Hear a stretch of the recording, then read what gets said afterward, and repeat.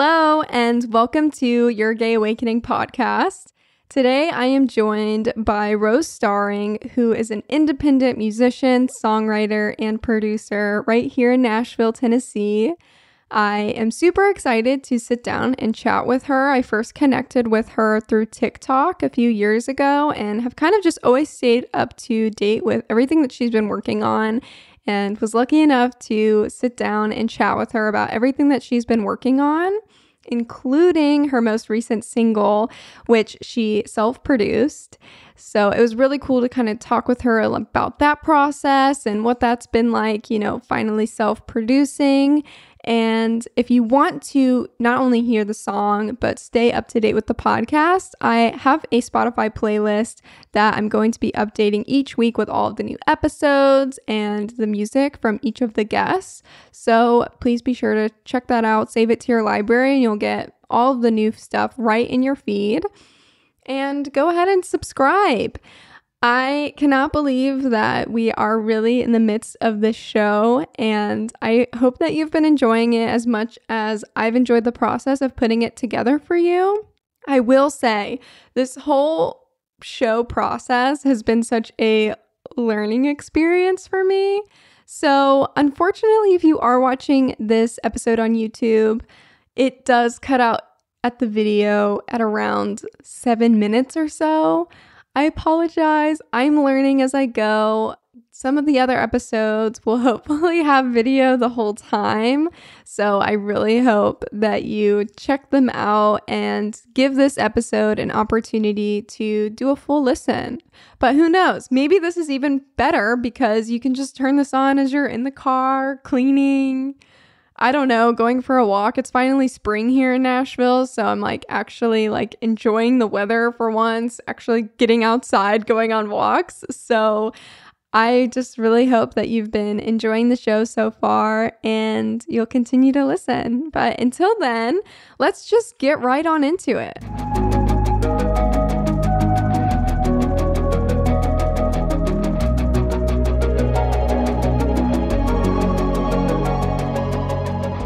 Okay, hello, this is Hunter, and I'm very excited today to be joined by Rose Starring. Why don't you go ahead and kick us off? Just introduce us to who you are, where you're originally from, and what you do. Yeah, so hi, I'm Rose Starring. I am originally from like a mutt. So I was born in Kansas City, Missouri, and I lived there until I was 12. And then we moved to Florida. So I spent half my childhood in Kansas City, half my childhood in Florida. Oh, so it was very 50-50, but Florida was really lit. But yeah, I'm an artist based in Nashville. I've lived here for 5 years now, which has been super great. And I do alternative pop music. Awesome. So what inspired the move here? Was it for music specifically, or? Yeah, so I was at a point in my life where it was junior year of college, right before I was supposed to start my junior year. I was at Florida State University, and honestly, I was having fun there, but a little too much fun, Mm-hmm. And I just wasn't happy with what I was majoring in. I was majoring in writing and English, and I did love studying that. Yeah. I would love to study everything if I had the chance and time, Mm-hmm. But I think I knew that I really wanted to be writing music, and I really wanted to pursue being an artist. So I just wanted to drop out. Yeah. And then my dad ended up meeting this man on a plane who told him about MTSU, because my dad was okay, my daughter wants to be a songwriter, and I don't know what to tell her. She doesn't want to give up on it. I can't get her to give up on this dream. So what do I do about it? And the guy was a songwriter himself and lived in Nashville. Oh, wow. Yeah, which is what sparked their conversation. And so he told them about Belmont, but for more budget friendly and easier, I don't know, just kind of easier access. Almost. Yeah, Mm-hmm. Exactly. He mentioned MTSU's music business program. Wow. So I was okay, I guess I'll make a deal where I can transfer and finish my college degree at this college, so I actually still earn a degree and don't drop out. But I can like pursue music business and learn more. So that's so cool. It was a very weird turn of events, but that's what made me decide to move closer to Nashville. Oh, wow. So you were pretty much already songwriting at that point. It just was about wanting to like expand on that further. Okay. Yeah. So in Tallahassee, I was doing a lot of like starting to produce my first couple of singles. I was self-producing and like performing. I would play little shows at like art galleries and stuff like that, which was super fun. But there's just not as much of a like music scene, of course. And like, you know, Florida in general kind of doesn't have, I don't know, I'd say like the most like thriving music scene for up and coming artists. It's good for like if you want to gig around, but like that's really it. So yeah, I wanted to be like somewhere where I was pushed to be better all the time, like how Nashville is. Like I kind of wanted more competition to like light a fire under my ass. That's awesome. So have you always been, because I feel like you're kind of like a multi-instrumentalist pretty much. So have you ever felt more drawn to guitar versus piano, or? That's a great question. My first love was like piano. That was like my first instrument that I really learned how to play besides like singing. So I think I will always like be loyal to the piano as like my first love. But I've been really trying to like spend more time giving love to the guitar, especially this year. I just got a new Taylor, and I've never had like a nice guitar before. Wow. So it's a huge game changer. Now I'm like, okay, actually I need to practice. I want to like get these bar chords down and like yeah. So I'm trying to give guitar more love. That's awesome. Because I heard your like most recent single that you had put out, River. So that piano, all you. Yeah. Oh my God, it's so good. If y'all have never heard it, you have to go check it out like immediately, because it's just so beautiful. And it's a cover of a Joni Mitchell song. Yes. Okay, so what inspired that song like specifically? So I've always been like really, I don't know, I'm a huge Joni Mitchell fan, like really inspired by her. And I've also like, you know, taking music business classes and stuff. I wanted to capitalize on like the holiday season, and I've always wanted to put out like a Christmas song, but I'm not super like practicing of any like Christian faith or anything. So it would be kind of weird for me to be like, I don't know, to try and put out a song that's like Merry Christmas, you know, super strongly. So I felt like that song really kind of matched my kind of like sad girl vibe, you know, too. Like, it's Christmassy and like it's good for the holidays, but it's also very true to like kind of my artistic persona. That's so cool. I love that. So you kind of mentioned like Joni Mitchell almost was like a little bit of an inspiration to you as a musician. Are there any other like musicians specifically that have been a big influence on you, especially in like, I guess, as a songwriter? Oh yeah, absolutely. So I think Lana Del Rey was definitely like my role model growing up. Like sometimes I call myself like a recovering like Lana stan. Oh my God, I love that. Yeah, I used to have a tattoo. My tattoo at the very top of my sleeve used to be like a silhouette of Lana Del Rey, and I ended up getting it covered up because I didn't want to look like a crazy stan, I guess was like a lot of my ideology behind that. But she inspires me a lot. Marina and the Diamonds, a lot of like women from that era of like 2000s pop music that were kind of doing something a little different, like the alt pop kind of women. I think like Banks, Melanie Martinez, like all of those women like really inspired me because it's like pop, but it's also very like, I don't know, it's almost like very centric to like the female experience, which is really cool. It's got some grit to it almost. Yeah, exactly. Yeah, it's like it's very like vulnerable too and like honest. Yeah. So, yeah. That's very cool. So, at what point, being in Florida, especially, and then coming to Nashville, at what point did you kind of start to feel that pull between like your queer identity and also being a musician and a songwriter and like telling that story in a way? Yeah, I think I've always kind of felt that from the start when I started songwriting. I was a a teenager, probably like 16, 17. And I was like going through a queer relationship at the time.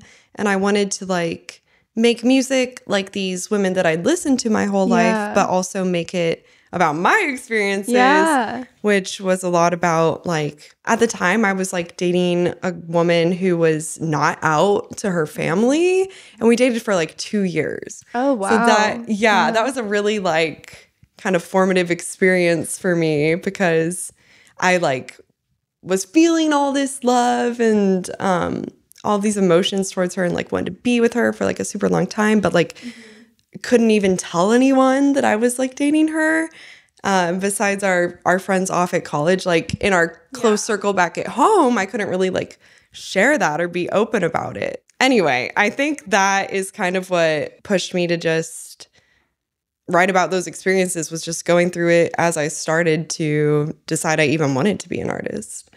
I think I didn't even have the courage to like release my music about that situation until it was done. Yeah. So I think that heartbreak kind of like almost pushed me to be an artist, because I was like, I need to get this off my chest.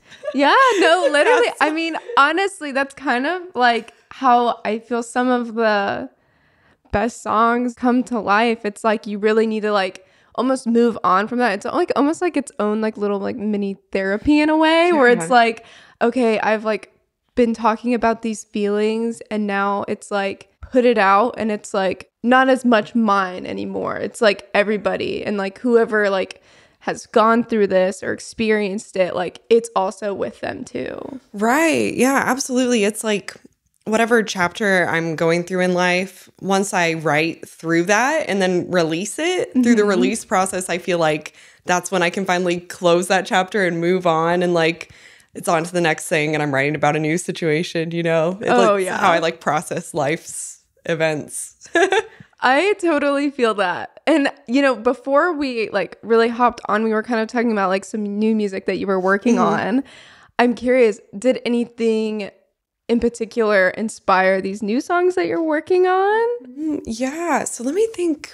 I think the theme of this next kind of project phase in my artistry, I guess era, the new era would be, is like kind of the experience of being an artist, especially in a larger place like Nashville, where I kind of have this like delusions of grandeur like theme, where it's like, I think especially as a young person, like when I was like 19, I was like, I'm going to be a star, and like this is my destiny, and like I'm going to beat everyone, and I'm going to be perfect, you know? And then it's kind of a lot of the songs I'm putting out now is about reckoning with like how life actually is, and how, you know, dealing with like imposter syndrome and feelings like, oh, what if I don't make it? And like, wait, what if I'm not actually that great? And so yeah, it's about kind of that experience as an artist, where you both like have to be so delusional and almost have this like crazy person's sense of like, I'm gonna make it, to have that drive, but then also the real feeling lying underneath that, that's like, okay, but what if that doesn't work? You know? Yeah, but the confidence almost that you have to like fake it till you make it. Yeah, it's crazy. It's like you have to be kind of delusional. I love that. So I'm curious, because you had mentioned a little bit how, you know, the almost idea of like wanting to be a star. Yeah. So then that made me think, is starring your real last name? Or is that part of almost like this persona that you've created? Yeah, so Rose Starring is an artist name, and I feel like it's almost like my drag name. I love that, yeah. It's like, it kind of gives me this power to like, so my legal name is Ashley Johnson, and so it's very like secretary, you know, at like, you know, it's very like civilian. When I'm like Rose Starring, I feel like it gives me this power to like be this kind of superstar that's something a little elevated above who maybe I actually am in like my everyday life. Yeah. But Starring, I got that last name from my great grandmother. That's her last name. Just wow. Staring. but it's pronounced starring. And so I just didn't want to deal with everyone saying like Rose staring. So I just added an extra R. But it is, honestly, that's probably safest. Yes. I can speak that having a weird band name will cause many people to give you many different names, which is like totally fine. Because it's like, call me whatever you want as long as it's nice. Right. But also making it as easy as possible for people, not a bad idea. Yeah. I wish I would have done that from the beginning. Yeah. That's a struggle. Awesome. Yeah, definitely. Well, that's very cool. So I know that one of the things that you put out recently, or I guess, within the past year, was your music video for Too Smart. And it's really good. It's Thank you. Almost this like Western inspired piece. But I'm curious, did you film that here in Tennessee? Yeah. I filmed it in Jolton, Tennessee at this little, it's like a homestead called Maypop. I think it's called Maypop Farmstead. And it's it's such an amazing place ran by this awesome person, McCall, who I took a bunch of horse riding lessons with them to be able to like film the music video. No way. So I took a bunch of lessons like the month or two leading up to the music video. And then we filmed it there with their horses. So it was super awesome. It's only like 30 minutes from where I lived at the time. So yeah, that's actually very close to Nashville. That's really cool because that's something I was wondering when I was watching it. I was like, I wonder if Rose has like always known how to like just ride horses, or like what prep had to go into that. So they you had to take horse riding lessons in advance. Yeah, I didn't really know how to ride a horse. I had done it like one time at like Girl Scout camp, but that's all I did. But it was kind of like my my little horse girl dream got to be realized for the music video. I was like, you know what, fuck it, I'm just gonna go for it. And McCall was just so great about making me feel comfortable and confident on the horse, or else I don't know what I would have done if I didn't have such a great person to lead me. I'm really grateful the whole experience went as well as it did. That's awesome. What inspired the overall concept for that song? The song itself I wrote 5 years ago, over 5 years ago at this point, but back when I was going through that relationship I was telling you about earlier. And I think what inspired the music video itself was during that time between her and I, everything felt so standoffish. And I'm sure a lot of people can relate to that, where we had broken up and were separated, but it still felt like we were kind of watching each other's every move, and it felt like everything was really calculated. The distance that she put between us and how she would handle things in this situation, it just felt like we were at this stalemate, kind of but not quite severed. Right. Yeah. We were not together anymore, but also it's not like we didn't care about what each other was up to. Still very much caring about all of that. So yeah, that's what inspired that song, but also the concept of actually turning it into a Western standoff. I was just kind of, personifying it.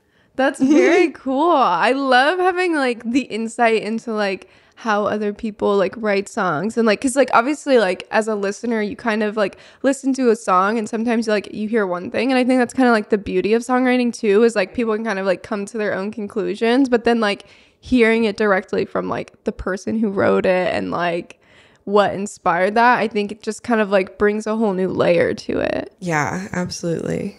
Well, that's very cool. So, what has kind of inspired you wanting to start producing your own stuff? Because that's kind of something, as we were talking about new music and everything, that's a path you really wanted to explore in this.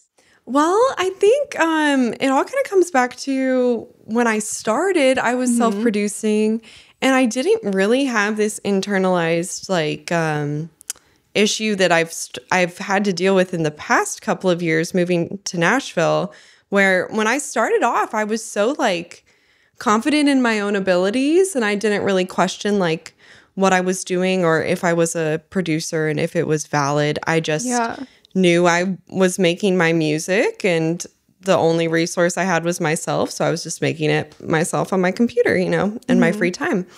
And then when I moved to Nashville, I think is when I started to feel this pressure of well, everyone else is working with like a producer. Is that what I'm supposed to be doing? Like, am I supposed to be having other people produce my music? And I think also getting really busy as an adult, I was like, oh, well, I don't have time to produce anymore.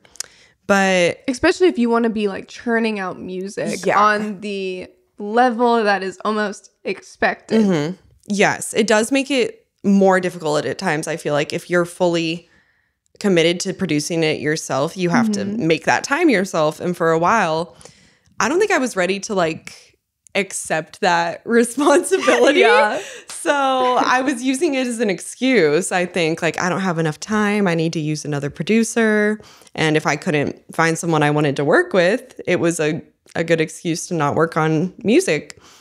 So, but I think in the last year or two, I've really realized like, I want to return to that. I miss that side of being able to like both like have control over my sound and my art, but also like it helps me explore my creativity. And I think it helps me like as a songwriter too, because you're playing around with the bones of the song and that might reveal to you like how you want to restructure certain things. So yeah, I think it's like a return to back where I was before I kind of got a little imposter syndrome. Yeah, I definitely get that. And I feel like, I think one of the cool things about production and something that like, I feel like at least like that I learned, because I never really worked with a producer up until like Crocodile Tears and like the kind of like later stuff that we ended up putting out. And I think during that process, it like made me realize that production, really the real beauty of it is that it's able to take like this bare bones of like a song that you've written and like not only bring out the best parts, but like take it to the next level. So I think something that's kind of beautiful about even the idea of starting to do it yourself is like the almost like excitement of like getting back to the experimentation of it, which I feel like sometimes you can lose when you are like so dependent or like relying on really that collaboration piece, which I think is totally beautiful and like ignites some amazing music.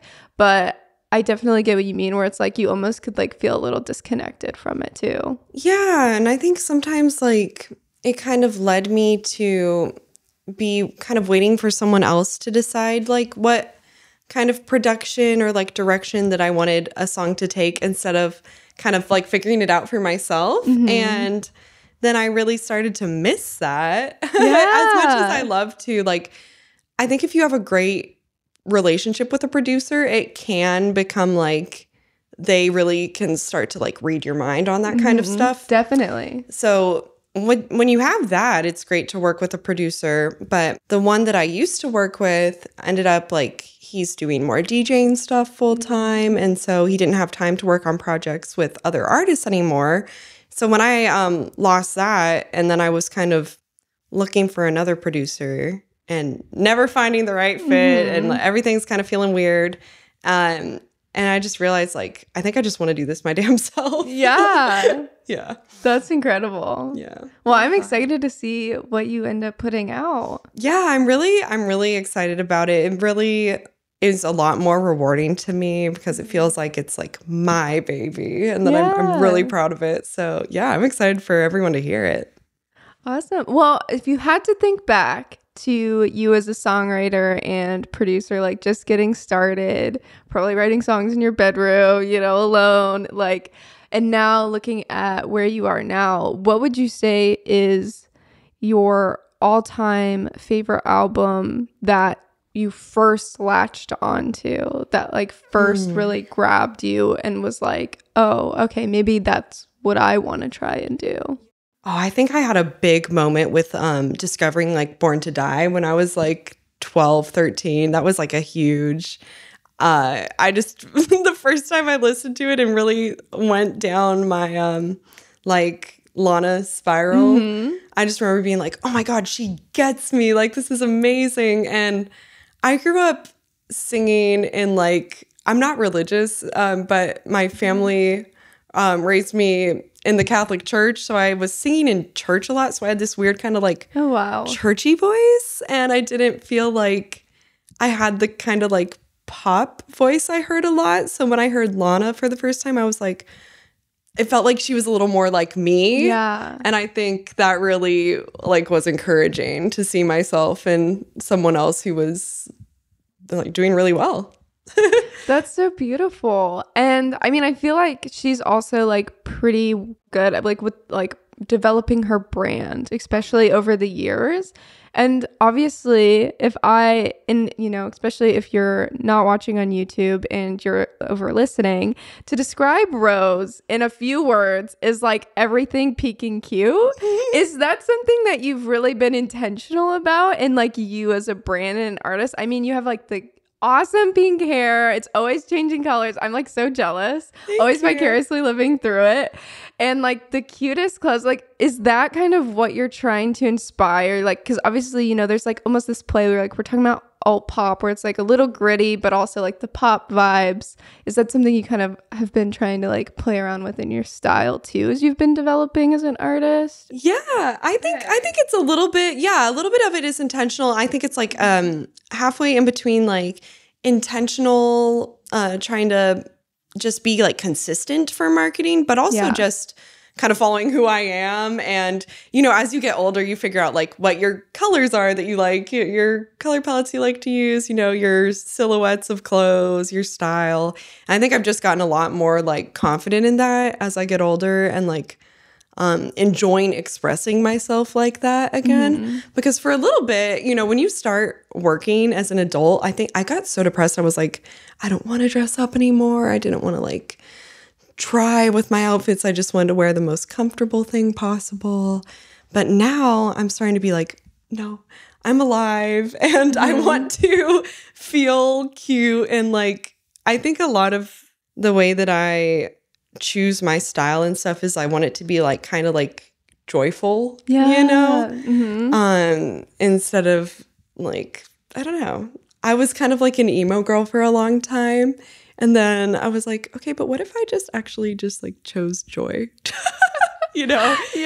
And it's been great. I'm obsessed with that. And I feel like I high-key can relate to that, especially like I feel like first coming to Nashville and like playing music, like I was probably here for about a year or two before like starting to actually play out. But then it's like you start playing shows, and especially if you like more of the rock vibe, I feel like especially at first it was like almost this like pressure to kind of like be one of the boys. And like even like watching you where it's like having that confidence where it's like that's really all you need in order to like rock what you want. Any outfit can be like your style if you like you're willing to like just have the confidence to fake it. Yeah, absolutely. And like I think something that happened during my college experience that kind of stuck with me, but like in a good way, was this man that was in one of my songwriting classes said something like along the lines of like, oh, Rose like dresses in pink and she likes all these like, she has all these stickers and stuff and is so like cutesy, but like her music is really sad or something. And I was like, yeah, well, I can do both. I can be multifaceted, and like the way that I choose to dress does not mean that I cannot also like express vulnerable emotions through my art. So yeah, I like to be like uncompromising in that. Like, well, I'm just going to do whatever the hell I want and then say whatever I want in my music. And if it's sad, then I guess that's just part of being a multifaceted human being. Yeah. I mean, like not every song can be like a happy bop. I also think like something that is kind of a struggle sometimes, like once you get in the sad girl loop, like breaking out of that, I think that's kind of like a struggle in of itself. But I think, I feel like as long as you're willing to like rock it, like who cares? I think it's good to like honor whatever feelings come up and then just like keep it pushing. Like I'll release a song that's a little more on the like brooding side, just kind of like sad, contemplative. But I feel like that's a good thing for me. Like that's what allows me to like be a happy person because I'm releasing it, If I tried to just put out happy singles all the time, I'd probably be like dead inside. Right. Yeah. Well, and it is kind of like one of those things that like they say about like even like the human experience. Like if you never experience like the lowest lows, you'll never even understand like how good it feels to be like on that high. Yeah, absolutely. Yeah, I think it's because I honor all of my feelings that I'm able to be, in general, I feel like a really happy person because I can just appreciate all the beauty in life, you know, once you accept like the darkness that comes with it. Yeah. I don't know. Not to get super like existential. Yeah. I mean, has that kind of been a process to get to that point? Or do you feel like, especially as a songwriter, like as you've gotten to explore those feelings more, that it's really like given you like the outside perspective? I think it's a lot of kind of my own mindset and views, like going into like kind of leaking over into how I express myself in my art. So like I've been on a long journey with I have chronic pain from scoliosis, and so I've dealt with that since I was like, I don't know, 10. Oh, wow. Yeah. And so like every day I'm in pain. So I do physical therapy, and I've gone on a journey with like doing yoga. I'm like a licensed yoga teacher. That kind of daily practice with that has really taught me to like be accepting of what I can't change, you know, and then just try to take control of the things I have control over. And I think that, yeah, it makes it into my art a little bit for sure. That's so beautiful. And so how long have you been a certified yoga instructor? I think I got my certification. I got it during COVID, so probably around like 2020. Yeah, so were you inspired to do that just because you had found this love of yoga through like your chronic pain journey, or were you like kind of always interested in that? I think my chronic pain actually kind of like led me to it, because that's what kind of led me to my yoga practice, and then it became a thing where I was doing it every single day, and then I was like, you know, this really helps me a lot, and I want to be able to help other people with this as well. And I don't teach actively anywhere like at the moment, but when I used to, it was super awesome because I would have people who would share with me like how I helped them with their pain that day. And it was just super rewarding to help be a part of something that's like that therapeutic and share it with others. Yeah. Well, so it's interesting that you're kind of talking about like this teaching element of yoga because, and correct me if I'm wrong, do you do still a little bit of music instruction as well? Yeah. Yeah. So I am a music teacher. So I teach piano and early childhood music. So like preschool and like mommy and me music classes, which are super fun. And yeah, I used to teach voice a little bit, but right now I am like on a journey of like discovering my own voice and how to like use it to its full extent. And teaching voice is just really hard because it's so like metaphorical. Instead of like piano, I can tell you exactly how you need to adjust your hands and everything, but voice is a lot in here. So once I figure that out, though, I'd love to teach that again too. Yeah. So what inspired you to want to go into teaching with music? Well, when I graduated with my degree is in like recording industry. So like essentially music business, with an emphasis in songwriting. When I graduated, I wasn't really able to get an internship because COVID had just struck. So they weren't really offering internships when I was supposed to have my semester to do that. It was weird, like kind of hard for me to like break into the music business field that I had gotten my degree in. And I was like job hunting and kind of trying to decide like, what do I actually want to do? Because I didn't really know. And I saw a job posting for the teaching position. I actually have ended up like teaching at that school for like 2 years now. And I had just visited my family over in Arizona, some like my younger cousins, so like baby cousins. And I just had such a good time with them. I was like, I think I want to work with kids. And then I saw the early childhood instructor position open up, and I was like, I think I might be good at that, and just gave it a shot and ended up really loving it. So I guess in a weird way, the pandemic kind of like changed my career path, but in a way that I'm happy happened. Yeah. Because now like teaching is so rewarding, and like I really love to like share that love of music with people. I think that's like why most music teachers do it. So yeah. So did you start playing at a pretty young age then as well, or not super young. I started playing piano when I was like 9, I think 9 or 10. Wow. Yeah, so I wasn't like, like a 3-year-old or whatever. Like I get a lot of like pretty young students, not 3. I can't. But don't make your child start learning piano when they're 3, because then they will hate it. But yeah, so not super young, which I actually think is good that I had that experience, because a lot of the parents of kids that I teach will be like, oh, am I starting too late? And I'm like, no, your child is 8. Like, you're fine.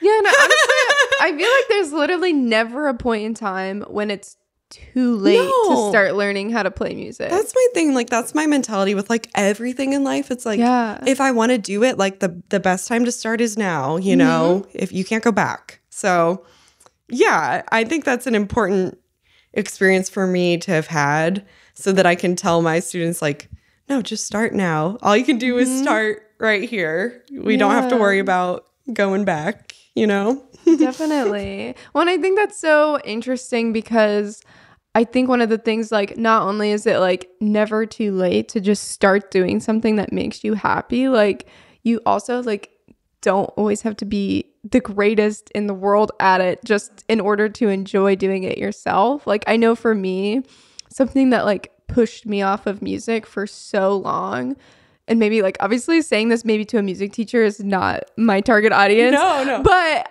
for me, like the music theory side of things, and like the actual like when it got technical, it kind of like scared me off a little bit. Yeah. But then it was like years later, and then it was just like picking up a guitar for fun just because, it's here. Oh, well, let me just like play around, and then like totally just putting your hands on like random spots and like coming up with a sound that you really like. Like, I think there's like some beauty in that too, where it's like you don't have to like know how to do something the absolute right way in order to just like give it a try. Even like, I mean, it could be even like painting, like literally anything, as long as you're having fun doing it, Right. No, I think that's so important, is like finding the genuine enjoyment in it and not making it feel like work is a lot of the struggle that I think like that's a wall sometimes people hit with like practicing and stuff, is it starts feeling a little too much like work. And even for myself, sometimes I like avoid practicing piano and stuff, and like I teach it, I need to practice piano, but I'll avoid it because it feels too much like work, because that's my job. And I have to remind myself, I'm like, this is fun. I do this because it is fun for me. There's a reason why I've played piano for like 10 years, But yeah, it's like still being able to play is really important. And I think sometimes we lose a little bit of that when you get a little too technical or like obsessed with the theory aspect. It's like, I teach a lot of children that will like show me their like first song that they start writing, and they're super young, and they'll just naturally start to songwrite because we're so innately creative, and I think we're like taught to turn it off or like suppress it because we think that we're doing something wrong, or we're afraid to do something wrong. And that's where I limit myself too, and I'm breaking those habits. But like that's what held me back from producing for a little bit, because I was like, well, I don't want to do something wrong because I'm not a trained, official producer. But I tell my students and myself a lot, like, you just got to be bad until you're good.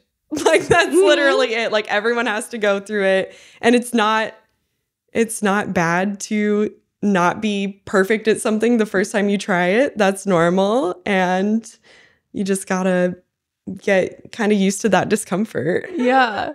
But it honestly, like, even thinking to now, like, as an independent artist, sometimes that pressure is like still there, in order to create more or like keep up with a pace that is like deemed as the appropriate amount of music to put out, or, you know, whatever that looks like for each individual person. Obviously, we each like kind of have our own like pressures that we feel, whether it's like for content or the amount of music or maybe the genre of music, like whatever that looks like for everybody. I think there's just like always this like kind of pressure to like fit within that mold. But it's like sometimes just like taking a step away and then like being able to like reevaluate and come back into it like a fresh mind. I feel like honestly, like I know we were kind of talking about like everything that's like new going on in our lives, and it's like that's like one of the biggest things where it's like, I know for me it's like I feel like I've taken a little bit of like a step back from music, but it's about like getting like an overall perspective as to like what's next, like because what's sparking that joy, because like at the end of the day it's like I don't want to sacrifice like a love of music for like trying to just like keep up, you know? Absolutely. Like I've had such a struggle with that for a minute after like moving to Nashville. Is I realized maybe like a year or two ago that my release strategy had kind of changed to like, what do I think I need to be doing? Like how, you know, consistently I need to be posting, like what is correct for me to be doing. And, you know, basing like my release timelines and stuff off that. And always feeling like I wasn't doing enough, I wasn't productive enough in playing the comparison game. And I realized at a certain point that I wasn't creating my art for like the love of it or like myself anymore. And so I just had to like scrap that whole mentality and take some time to be like, I am not on a timeline that is like parallel to anyone else's. Like I can't look at anyone else here and say like that's what I need to be doing. I just need to do what's right for me. And it's hard to put those blinders on. Yeah. But once you kind of start to accept that like there is no right plan or like there is no correct like there's no magic formula. Frequency. Exactly. Yeah. There's no like perfect number of singles you need to release in a year or, you know. It's hard to get out of your head because we're in such a like hustle culture. Well, and it is like one of those things too where it's like even if you were to keep up at that like frequency, now don't get me wrong, some people like can like bust out a song a day, it's incredible, and I am mad jealous of that. But like I think, you know, the biggest part of that is like wanting to release songs that are most authentic, because it's like at the end of the day, even if you do all of that, it's like, well, if you didn't start releasing things that do start to feel really genuine, are the people that you've been trying to connect with, are they really going to like still be there? Because they've connected with a different part of you that maybe wasn't your most authentic, like trying to play in a position of just like getting ahead. So it is such like a hard balance to find within that. It feels like you should release stuff that you think will be commercially successful. But I think actually if you lean into like just releasing art that is like purely for you and like just purely what you want to do, it will resonate with people more, because like someone might have been missing hearing in the music industry, you know? So, yeah. I think that's what's so valuable about everyone's like unique experiences, because I always trick myself into thinking like I'm the only person who's ever had this problem and I'm a freak for writing about it, you know? But then as soon as I put out a song like that's vulnerable, I get like 10 comments that are like, oh my God, I've been going through the same thing. And I'm like, oh shit. You know? Yeah, literally. Like there's a reason why this needed to be given a voice, you know? So, yeah. Absolutely. Well, this has been so fun. We kind of get to this point in the conversation where I ask, what was your gay awakening? Now, this could be an experience. This could be a little moment. Now, I told a different experience on the last one, but like, for example, I wrote a song called Sadie Jewel, and it was totally like, it was just like literally about like vaping and smoking. But then all of a sudden, like as I was playing it out and then like started to meet other people who like would come up and be like, oh, are you like bi or like whatever? And like, then it like really got me thinking. And I was like, maybe this song isn't totally what I thought it was about. Oh, that's And so, crazy. you know, it's just like one of those experiences that kind of led to the process. What was that for you? Ooh, I think, oh my goodness. I have like two gay awakenings. One, I feel like watching Glee growing up, I never like would sit down and watch the show regularly, but I knew about the show and I knew that there was a lesbian like couple in it or like romance storyline going on. And I remember putting into YouTube like Santana and Brittany kissing and like just watching it and be like, this is very interesting. So that was a big thing for me. I was like, interesting. And then I think my in real life first girl crush was I had just moved from Kansas City to Florida. So that's already like such a tumultuous time for like, I was so hormonal because I was I moved there the summer before the 8th grade. So it's like such high like hormones. I'm so like pubescent. I'm like, my body's changing. I'm like a different human than I knew before and like trying to figure out how to be a person. And also, I don't know, like dealing with crushes and stuff. But then when I moved to this new school, there was this girl in my classes who became one of my best friends there that I was just like, she's so gorgeous. Like, I just could not get over how beautiful this girl was. I was like, she is like the prettiest girl I've ever seen in my life. And like, I can really romanticize people too. So I was very much like just thinking she was the most beautiful woman to ever walk this earth. And I actually ended up like telling her that I had a crush on her. I think like, oh, wow. Later on, like maybe that year, I don't know. I had some balls, but I was like, for real, I need to get this off my chest. And she dealt with it super well and was very nice. And I think now she actually like did come out as bi, but at the time she was like, oh no, like I'm straight, but like thank you and I'm glad you felt comfortable with me, you know. But that was legit like the first situation where I was like, oh shit, and like Googling all the different sexualities on Wikipedia and reading through, and I'm like, okay, well I could be bi, but maybe I'm just a lesbian, but what does pansexual mean? And I'm just like doing a lot of Wikipedia research. A lot of Google during that time. Yeah, definitely. Like, thank you, Google, for helping me. Yeah, thank God for the internet, for real. Oh my God, for real though, because like I can't imagine just growing up and not having a resource to be like, is this allowed? Is this normal? Am I allowed to like this girl? I don't know. Am I gonna get in trouble? Felt like I had this big secret and like I was going to get in trouble or something. And I had all this Catholic guilt too. Right. So, So is that messaging that you ever like heard about in church? Like obviously I know you said you and your family like weren't maybe like super religious per se, but like would still like attend and like have community there. So like I didn't identify with the religion, but my dad definitely still, he is like super Catholic and my mom, I don't know if she really gives a fuck, honestly, but she'll go with him and stuff. But at the time I had to go to youth group every like Sunday, whenever it was.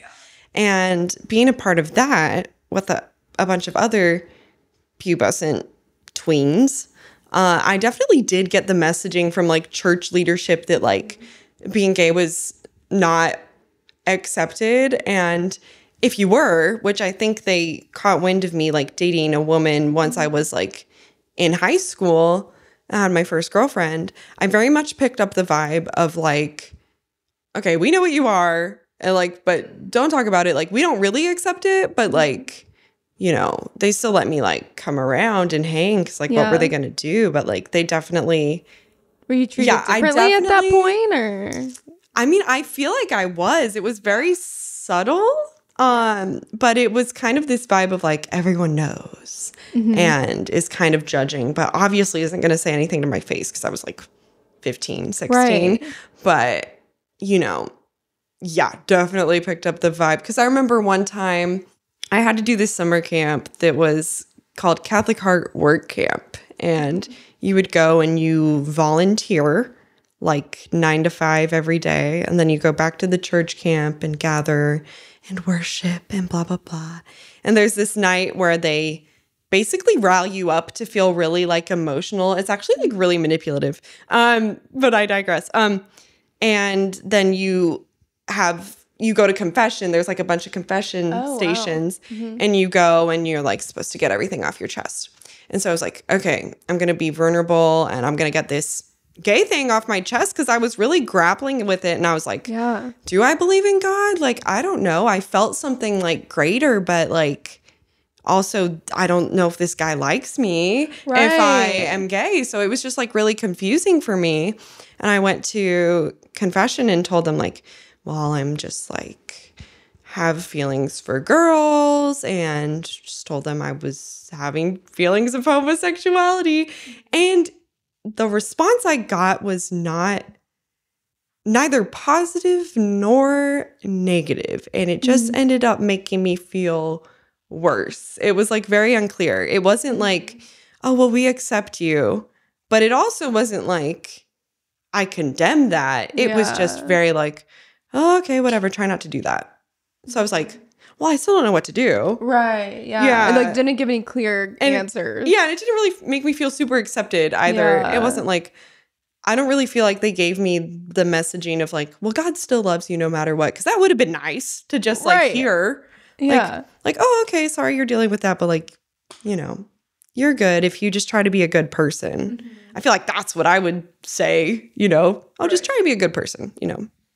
But yeah, so that's definitely when I started feeling really distanced from my former Catholic faith. Mm-hmm. I think as a child, you can have a lot of like innocence and like, yeah, love and peace and whatever. And I still feel that, but just not in a Christian way necessarily. There's definitely like still like good almost like lessons as far as like how to be a human. Right. That can be pulled from that without it having to be like associated with like religion. Just like, oh, be a good person and be honest. Yeah. Have integrity. I think if you just try to be like, just do your best. If you just try to do your best and treat people with like kindness and respect, I think like no matter what I say I believe on earth, if there does end up being a God, I feel like he would have to be chill with that I just like tried to be nice to everyone. I feel like that's, how could you be mad at that, you know? Right.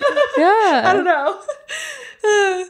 Yeah. Definitely. Well, again, I just want to thank you so much. This is like our first official time meeting. So I'm very excited. Actually, oh my goodness, I forgot that I even did this. Okay, so to give a little backstory for everybody, Rose and I met over the internet, even though we both live here in Nashville. So I'm very excited. This is the first time we've ever met. And I cannot remember when. This had to have been like years ago. We did a giveaway. And I have not seen Rose since. So I do actually still have stuff. I have never done anything. I've just always kept it because I was like, I know one day I'm going to see her. I was wondering if you still had it, but I didn't want to be pushy on like, can I have it? But okay, oh my God, I'm stoked. Here's the jersey. It's so cool. So yeah, this has been a long time in the making. So anyway, here's your giveaway finally. Thank you. I can't wait to wear it. It's a jersey from a couple years ago. I like bedazzled one, and then I was like, I had made this other one, and I just wanted to like give it away. And it was like right around the time that we first met, I think. And yeah, it just worked out. Oh my gosh, that's so cool. Wait, I want to bedazzle mine too. I need to get a bedazzler. Oh my God, yes. Thank you so much. I can't wait to wear it and rep your band. Yeah, I'm so glad we're finally able to meet. This has been really fun and like exciting to just like get to know you more. I feel like it's just like crazy how long we've known each other over the internet and never met. I know. I feel like the pandemic like really fucked me over with a lot of that too, because I was like trying to get to know people in Nashville, but like couldn't actually go out and socialize. So if I just saw like a cool girl on like Instagram, I'd be like, okay, I'll follow. So it's so nice to finally meet you. Yeah, for real. And I know, I totally get that. It was like COVID happened, and then it was like after COVID, it was like, I know, especially for me, I just like, I don't leave the house much. Like I was kind of a hermit before COVID, and then that just like really put me in. So it's like, This is nice to just like finally get to like meet and chat a little bit, but hopefully we'll get to hang out again. Yeah. I'd love to like come see a show of yours, but is there anything that you'd like to promote as we wrap up today's episode? Well, yeah, sure. So I have a single coming out. It's going to be my first self-produced like original song in a while. It's called Violently Sad. It's it's not actually that violent sounding of a song, but yeah. I love it already. Violently Sad. It's like orchestral pop. And it'll be out February 23rd. So yeah. Awesome. Well, thank you so much for joining me today, and we'll see you on the next one. Thank you.